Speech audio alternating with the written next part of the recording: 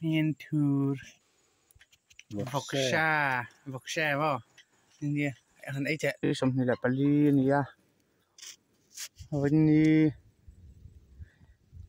chỉ bay vất ule mas lệ cũng thấy hình cara mấy hồi rồi anh tum khai hay tu na hiền anh bố sĩ em một chung của nếu nó ôm về vàng cần đúng cần thấy là wa vẫn nhẹ hiền cần chân lệ đòn nhẹ hiền khur khát nan thì hiền bù pol cần đang thì hiền lấy vùng hết em hiền cần hành xử lên cho nên cần hạt cay vay lâu tuy tục mấy cần bal đòn bao nhiêu vẫn chưa mình dâu pa vay lâu thằng ngày tuy tục mấy siêu em mấy khác dù về đủ chuyện anh lâu sưởi comment đó mà thì đàn không thể bỏ mấy thấy nha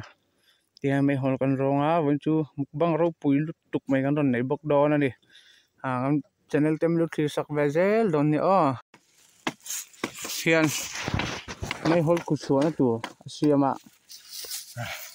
mau như sữa mau trang đuôi sọ lắm bằng lâu sọ nó lẹ luôn tụ sọ phèn phắc sọ lắm bằng cái chữ sọ nè hiền anh xia mà hiền kan han trom bên kan đã tốc đó này đấy thì hiền trang cần thêm mà thì chuan thì hiền mau thì cần khục lên thì hiền han trom phui đó nó đi hiền đủ tốt khi trang thì cần xia mà hiền han trom phui ngã khu chuộc đum mấy đó đi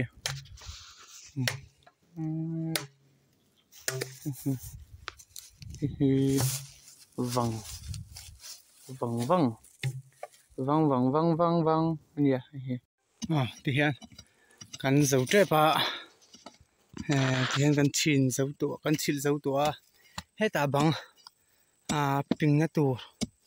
mai công ca bọn thì thấy không ấy anh xem lại đó nè xem tu hi câu caps nè câu caps mình hi mình dấu mình hi câu caps nè asap mình hi Michael nè thì hiền xem mấy hồi đủ lại mà mọi thứ khác chưa comment mà hello say sar mấy ru trong tôi vì cái gì phải đón nha hol thà đón nha bây giờ nó thính thà bер nha mình chụp con say là vàng em mà thì em một bal để ông ta kin bây giờ nó mà thính thà ber anh top mấy nè tiền chụp con rõ đo này nè dar ni lệ chân về anh ạ hiện cho con phạc đo na con mục bằng đo này thì hiện anh giờ mẹ từ chứ ăn thua tuổi lệ đó na ăn thua ra hiền bọc bòn lệ sắm trốc tê bọc bòn tê marcha tê kan thạc đón đi hiền rót kẻ sốc cú thạc tụi nó hôm nay hiện cho nên tui đủ khóc mày hiền chỉ là Gino em thạc thì tấp phiền thì đón đi Yên thur vok sha vào India anh ấy chạy tới em thì thun tu na ai nè bát bò rồi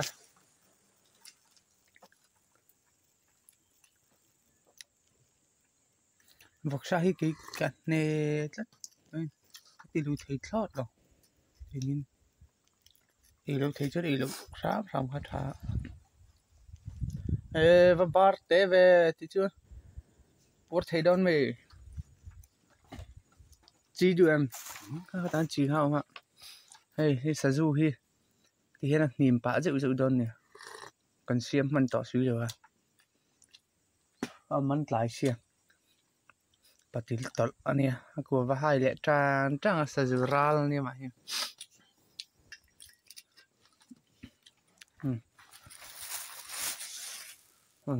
bar là thụt sang hàng hộp rồi đấy tắc anh ấy tắc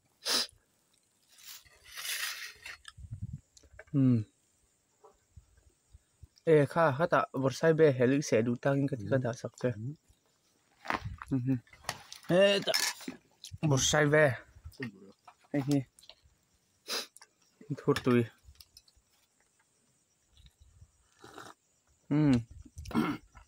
tùy khép em tụi nàng khó làm mà tùy bèo chú ai tùy ông lộc su nữa mày tấp mấy nè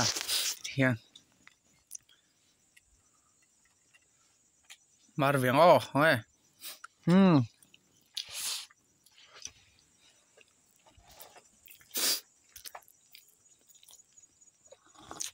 à tùy em bọc bò bọc bò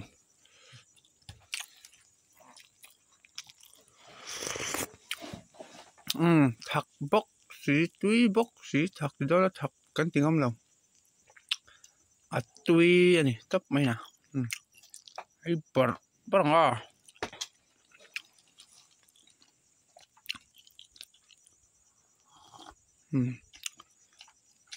anh ấy ăn thút tùy hộp xí hạt ít rồi anh ấy lâu lắm lắm mà sắp bật tới ông em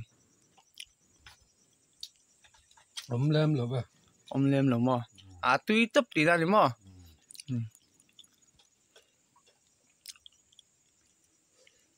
xem tu vu lút mấy tiếng hát cỡ men hết mà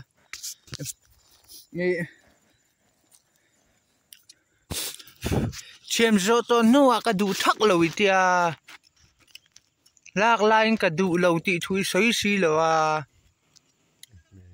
lạc tôi nuôi cái đủ lâu ô ít lệ bốc xia men chế ba hơi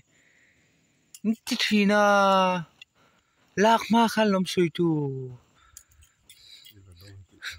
men chế ba hơi thì na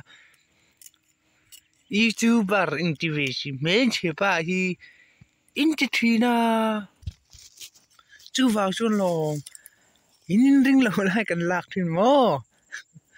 yeah anh đã yeah đây men chế ba hiền chém ta nè chém cài rồi chuan cái cài được vắng mà trăm top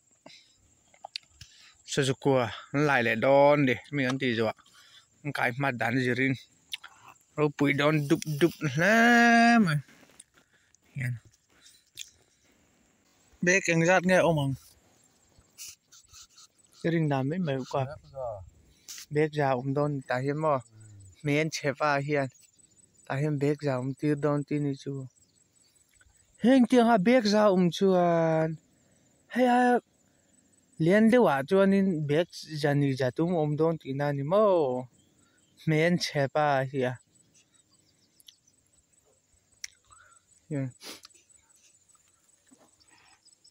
ê tại hi tham mấy tụ tê con xe lova hi anh tham mình tira kan lom em ni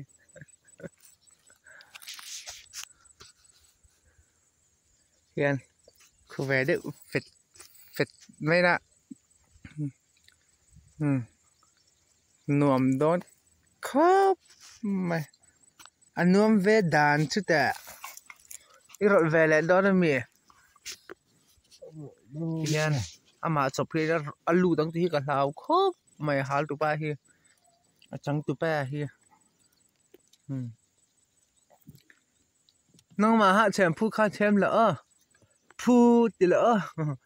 chém phu đủ lắm mà nó mà ha nên qua bắt thiên gia làm tiếng chuan bẹc nga bẹc cũng về từ tại hiện ông cái ringa mà rồi chứ men chepa kan bẹc giáo mong tiệt ông tu ra ngay à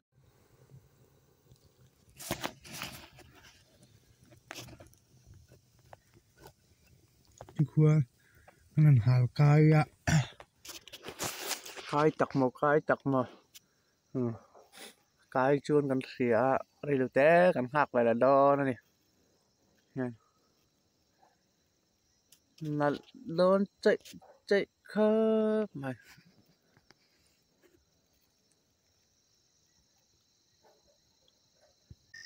อันหาเจ้าเวเจ้าอันนี้หาใกล้เวทีเจ้านี่เอ๊ะ anh lại khớp mày hiền con cá chín phủi tua hiền hồ lắm bằng cầm bắn đòn đi hết tại hiền đi sam bula hiền pasal trafing pu pasal thalo oma tại hiền pasal trafing pu nè lúc ba ba rồi anh hỗ trợ đom bóc xịa pasal thamai cả là anh nè hồn chắc tụi em thì hiền anh chứ mấy nè